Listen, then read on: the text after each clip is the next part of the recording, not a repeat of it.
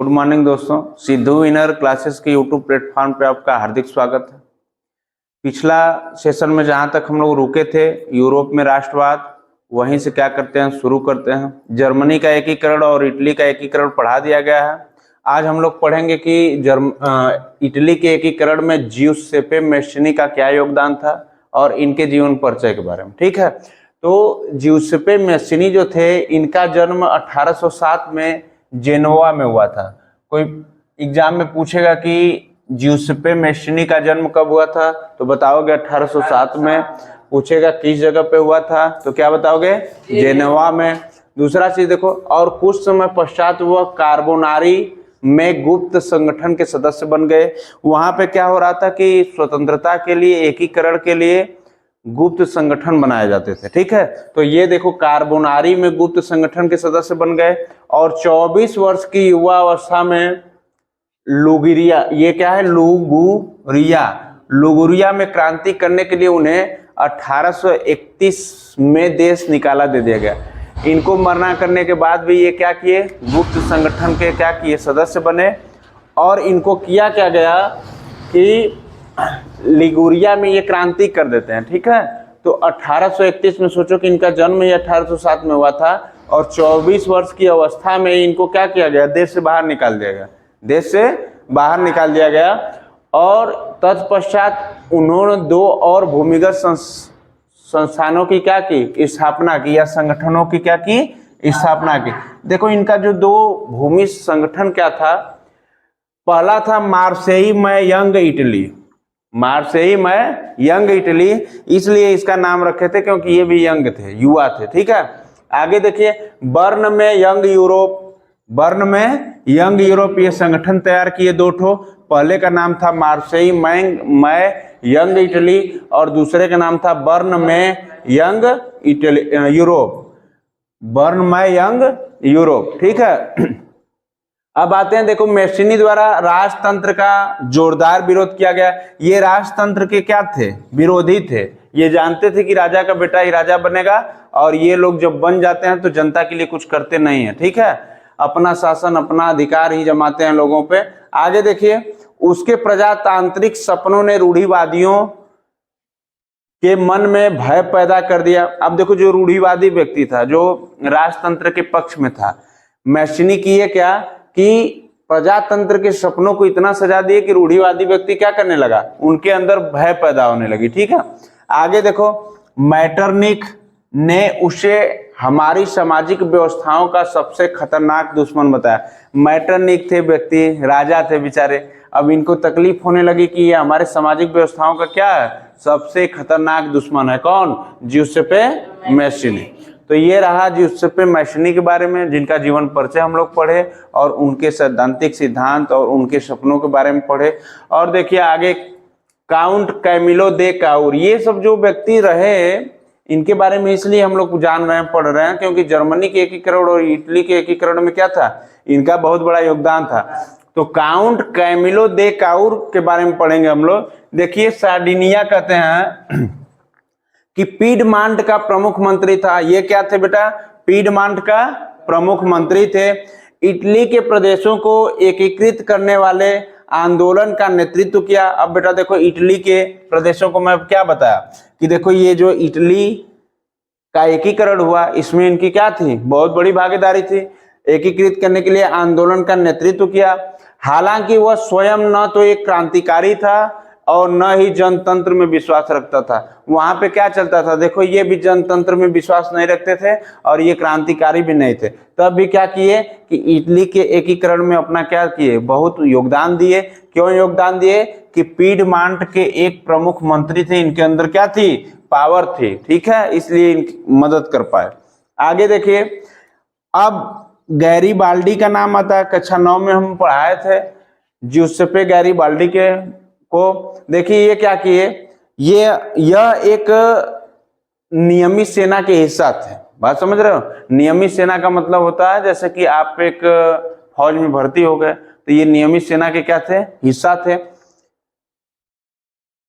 अच्छा, हिस्सा नहीं थे, या नियमित सेना के हिस्सा नहीं थे, मतलब कि इनको केवल, आज देख रहे हो परिस्थितियां, कभी भी 2 साल 4 साल के लिए एग्रीमेंट पे सेना में रखा जा रहा है, 4 साल के लिए भर्ती हो रही है, उसी समय ये क्या रहे, परमानेंट नहीं रहे, ठीक है। केवल इसी तरह सेना के हिस्सा थे, इनका जो भी वार्षिक रहा हो उस समय का। उसने इटली के एकीकरण के लिए सशस्त्र स्वयं सेवकों का नेतृत्व किया। अब देखो ये भी इटली के क्या किए, इटली के एकीकरण के लिए सशस्त्र स्वयं सेवकों का नेतृत्व किया, अपना एक अलग संगठन सेना का बना लिया, ठीक है। आगे देखो क्या होता है कि 1860 की बात होती है में वे दक्षिण इटली और दो सिसिलियों के राज्य में प्रवेश कर गए। अब बताओ 1807 में वे अपनी सेना को लेकर कहां पहुंचे, दक्षिण इटली और 2 सिसिलियों के राज्य में क्या कर गए, प्रवेश कर गए। और स्पेनी सैनिक जो स्पेन में रहने वाले क्या थे, शासक थे, उनको हटाने के लिए स्थानीय किसानों का समर्थन पाने में सफल रहे। अब किसानों को जुटाने लगे, ठीक है, किसानों को जुटाने लगे, उनके हक और मान सम्मान की बात करने लगे, तो किसान इनसे क्या किए, जुड़ गए। किसान क्या किए बेटा, जुड़ गए। तो इनको किसानों का समर्थन मिलने लगा, और इनको जब समर्थन मिलने लगा, इनका तो एक ही काम था कि इटली को कैसे एक किया जाए, ठीक है। उसने दक्षिण इटली एवं सिसिली को, राजा इमैनुएल द्वितीय थे उस समय, पूछेगा कि सिसिली के राजा कौन थे, तो बताओगे इमैनुएल द्वितीय को सौंप दी। और इस प्रकार इटली के एकीकरण में इनकी क्या रही, भागीदारी रही, या इटली को एकीकरण संभव हो पाया, ठीक है, इटली का एकीकरण संभव हो पाया। देखो बेटा हम कह रहे हैं कि जिसको नहीं समझ में आया पूछ लो।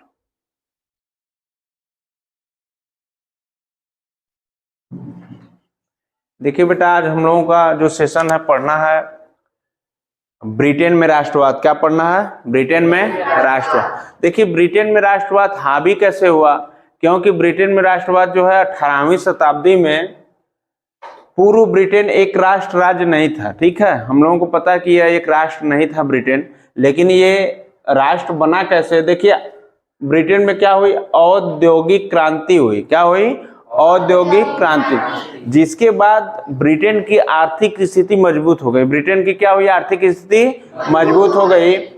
और राष्ट्रवाद किसी उथल पुथल या क्रांति का परिणाम नहीं, अपितु एक लंबी चलने वाले प्रक्रिया का परिणाम था। सूझबूझ का एक संगठन था ब्रिटेन का राष्ट्रवाद, ठीक है। आगे देखिए ब्रिटेन साम्राज्य में अंग्रेज भी थे। कौन थे बेटा, अंग्रेज। आप लोगों को अंग्रेज के बारे में पता होगा कि अंग्रेज पूरे विश्व में शासन कर चुके हैं, ठीक है, कुछ क्षेत्रों को छोड़कर ब्रिटेन के अंग्रेज पूरे विश्व में शासन कर चुके हैं। देखो ब्रिटेन में रहने वाले एक और समाज था वेल्स, जिसका नाम था, क्या नाम था, वेल्स। तीसरा जो समाज था स्कॉट था, क्या था, स्कॉट। चौथा जो समाज था आयरिश था, क्या था, आयरिश। जैसे ढेर सारा समाज था जिसे निजातीय कहते हैं, बिना जाति वाले, ठीक है, इन समाज को क्या कहते हैं, बिना जाति वाले। देखो आगे क्या हुआ, आंग्ल। आंग्ल क्या होता है, जैसे कभी सुने होंगे आप लोग आंग्ल भारत, ठीक है। यहाँ आंग्ल से उद्देश्य क्या है, राष्ट्र ने अपनी शक्ति में विस्तार के साथ साथ अन्य राष्ट्रों व द्वीप समूहों पर विस्तार आरंभ कर दिया। जैसे आप लोगों को पता होगा कि ब्रिटेन के लोग करते क्या थे कि अपने देश के साथ साथ जो विस्तार सीमाएं होती हैं अन्य देशों में भी क्या कर रहे थे, ब्रिटेन के राष्ट्रवाद को क्या कर रहे थे, व्याख्याति कर रहे थे, ठीक है। आगे देखिए 1688 की बात आती है। ब्रिटेन के 1688 में क्या हुआ था, में संसद ने राजतंत्र से शक्तियों को ले लिया। अब राजतंत्र से क्या हुआ, ब्रिटेन इसकी शक्ति क्या ले लिया, राजतंत्र की शक्ति को वापस कर लिया संसद ने। 1707 में हुए इंग्लैंड और स्कॉटलैंड। स्कॉटलैंड सुने होंगे आप, एक अलग देश था पहले, बात समझ रहे हो, ब्रिटेन में नहीं था, लेकिन इंग्लैंड और स्कॉटलैंड को मिलाकर यूनाइटेड किंगडम ऑफ ब्रिटेन का गठन कर दिया गया। देखो ये जब इंग्लैंड और स्कॉटलैंड 1707 में मिले तो किस देश का निर्माण हो गया, यूनाइटेड किंगडम ऑफ ब्रिटेन का गठन किया गया। तो एग्जाम में पूछा कि यूनाइटेड किंगडम ऑफ ब्रिटेन का गठन किस दो देशों को मिलाकर हुआ था, तो बताओगे इंग्लैंड और स्कॉटलैंड। किस सन में हुआ था? 1707 ईस्वी में। ये बहुत ही फेमस क्वेश्चन है और परीक्षा में आने वाला है। अगर मान लो 9th 10th के एग्जाम में नहीं आया तो ये भविष्य के अन्य एग्जामों में भी क्या करता है? हिस्ट्री से क्वेश्चन पूछता है। आगे देखिए 1798 में, 1707 के बाद 1798 में हुए असफल विद्रोह के बाद, अब ये जो विद्रोह हुआ इनका असफल हो गया, ठीक है। 1801 में जब हम लोग पहुंचते हैं तो आयरलैंड को बलपूर्वक यूनाइटेड किंगडम में शामिल कर लिया गया। देखो जब यूनाइटेड किंगडम जो हुआ, इंग्लैंड और स्कॉटलैंड जब मिलाकर बना तो बहुत मोस्ट पावरफुल कंट्री हो गई, ठीक है।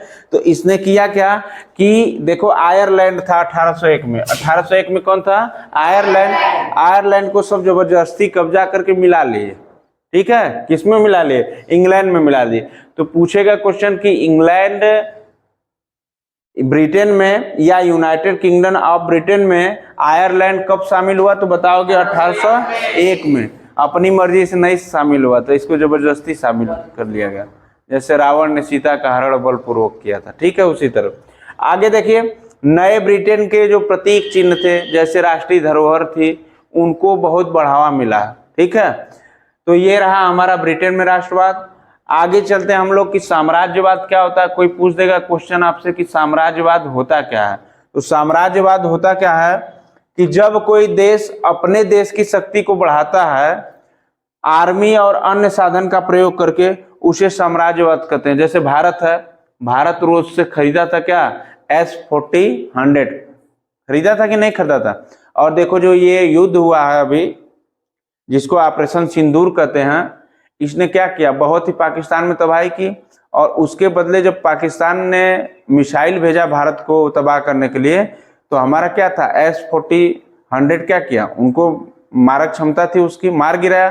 तो इसीलिए क्या होता है, जब कोई देश अपने सेना के द्वारा, अपने संगठन के द्वारा उसका विस्तार करता है मजबूती से, तो उसी को क्या कहते हैं? साम्राज्यवाद कहते हैं। क्या कहते हैं? साम्राज्यवाद कहते हैं, ठीक है। अब रूपक क्या होता है? ये रूपक अलंकार की बात नहीं हो रही, ये हिस्ट्री का है। तो रूपक क्या होता है ये कभी पूछ सकता है, इसलिए हम लिखवा दे रहे हैं कि रूपक जब कोई अमूर्त विचार, अमूर्त और मूर्त क्या होता है पहले इस बारे में समझना है। देखो बेटा मूर्त क्या होता है कि जैसे हमें कोई चीज दिखाई दे रही है, जैसे आप लोग दिखाई दे रहे हैं, कोई गुस्सा है तो हमको दिख रहा है कि देखो एक गुस्सा है, ठीक है। गाली देगा या कुछ करेगा या हाइपर हो जाएगा, कुछ डंडा से मारेगा किसी को या कोई काम करेगा तो दिखेगा हमको क्या हाइपर, ठीक है। आगे हम कोई काम देख कर करते हैं उसको मूर्त कहते हैं, ठीक है। और अमूर्त क्या होता है कि जैसे हमको कोई चीज दिखाई नहीं दे रही है, बात समझ रहे हो? दिखाई नहीं दे रहे, लालच कर रहे हैं, अपने मनों में कर रहे हैं कि काश हमारा ये हो जाता, बात समझ रहे हो?